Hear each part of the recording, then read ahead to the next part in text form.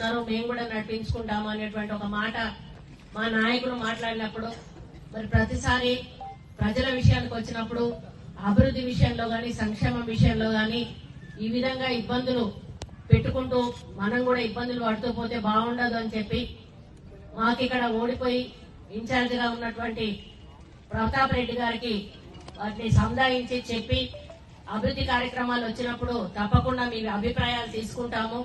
మరి ఏదైతే ప్రభుత్వ కార్యక్రమాలు అధికారిక కార్యక్రమాలు ఉంటాయో వాటిని సాఫీగా నడిచే కార్యక్రమం చేద్దాము అని చెప్పి మరి ఇక నుంచి ఇక్కడ ఏ అభివృద్ధి సంక్షేమ కార్యక్రమాలు జరిగినా కూడా ఎటువంటి ఇబ్బంది లేకుండా సాఫీగా ముందుకు పోయే విధంగా చేయడం జరుగుతుందని ఈ సందర్భంగా ఈ వేదిక మీద నుంచి తెలియజేస్తా ఉన్నాను. అదే విషయం కలెక్టర్ గారికి కూడా చెప్పాను. ఎందుకంటే ఇక్కడ అధికారులు ఇబ్బంది పడొద్దు కాబట్టి మేమేదో పార్టీల బేసిస్ లో పోతే ఇక్కడ ప్రజలు అధికారులు ఇబ్బంది పడడం జరుగుతుంది కాబట్టి అభివృద్ధిని సంక్షేమాన్ని ప్రజల యొక్క ఆలోచనలను దృష్టిలో పెట్టుకుని కలిసిమెలిసిగా పనిచేయాలనేటువంటి లక్ష్యంతో, ఎందుకంటే వరంగల్ పాత ఉమ్మడి జిల్లాలో ఒక ఈ నియోజకవర్గమే మాకు ఈ సమస్య ఉంది. ఒక గన్పూర్ ఉండే గన్పూర్ ఆల్రెడీ మా పార్టీలోకి వచ్చాడు కాబట్టి అక్కడ సమస్య ఉండదు. అన్న రాడు, ఎందుకనంటే ఆయన నికాస్ అయినటువంటి బీఆర్ఎస్ నాయకుడు.